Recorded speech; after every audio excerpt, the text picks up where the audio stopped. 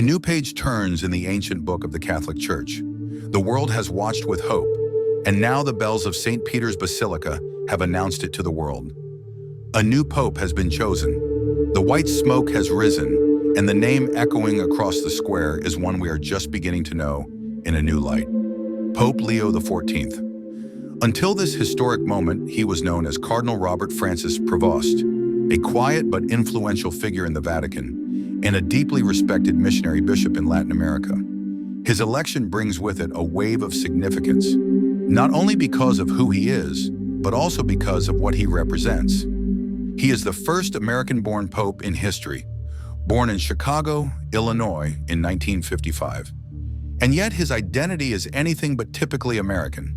In fact, most of his priestly and episcopal life has unfolded thousands of miles from home, in Peru, among the poor, the marginalized, and the hopeful.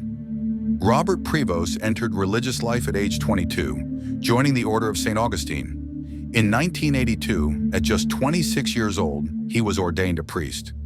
Not long after, he was sent to serve in the mission of Culucanas in the remote Piura region of northern Peru.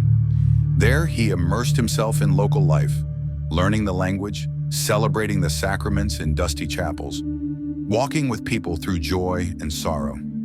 He later moved to Trujillo, where he spent over a decade forming future priests, teaching canon law, and serving as judicial vicar in the archdiocese. He wasn't a distant administrator. He was a community priest, a local prior, and a teacher, someone who chose proximity over privilege.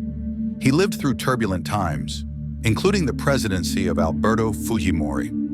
When injustices were committed, he didn't stay silent. He called for public accountability. His voice was calm but firm, rooted in a belief that Christ's church must stand with the oppressed.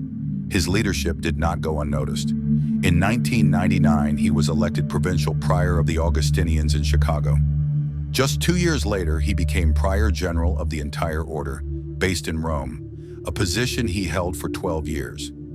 As prior general, he visited Augustinian communities across the globe, encouraging vocations, strengthening mission work, and leading with a spirit of collaboration. But in 2014, he returned once again to Peru, this time as apostolic administrator of the Diocese of Chiclayo. By the end of that year, he had been ordained a bishop.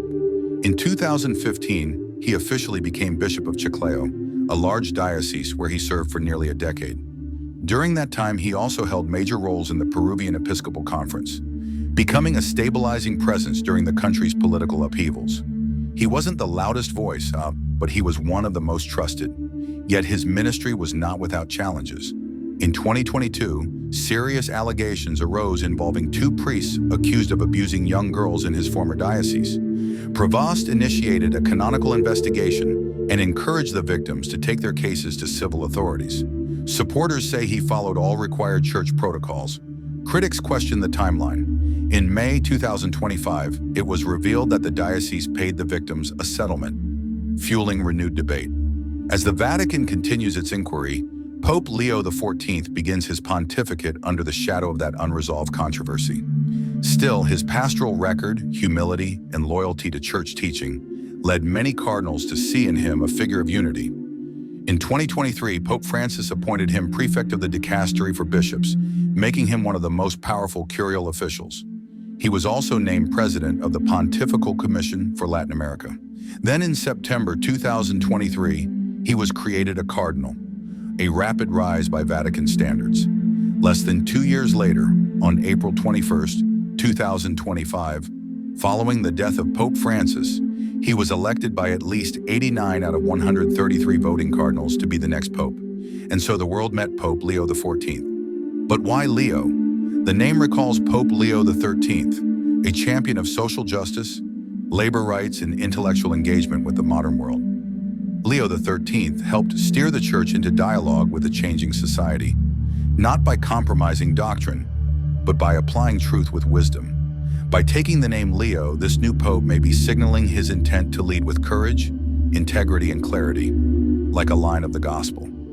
In his first words as pope, Leo XIV emphasized peace, mission, and bridge building. He said, "We must try together to be a missionary church, one that builds bridges and dialogue, always open to receiving all who need our charity and presence.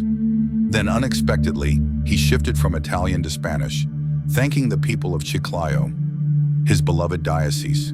It was the first time a pope had addressed the faithful in a language other than Italian during a first papal greeting. He closed with a prayer to the Virgin Mary. Simple, profound, powerful. So what can we expect from Pope Leo XIV? A global church. He knows life in the peripheries. He's lived and served outside the Vatican for most of his life. A pastoral church. His leadership style is personal, relational, and missionary. A synodal church. One that walks together, listens deeply, and leads with humility. And perhaps most importantly, a church that reaches outward, not inward. He once said, "The bishop is not supposed to be a little prince sitting in his kingdom." That same vision now guides his service as the Bishop of Rome. The road ahead will not be easy. He takes the helm at a time of global conflict, cultural division, and internal church wounds.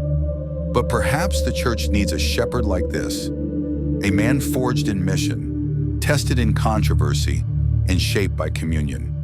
Let us pray for him. Let us walk with him. And let us open our hearts to what God may be doing in this new chapter of grace.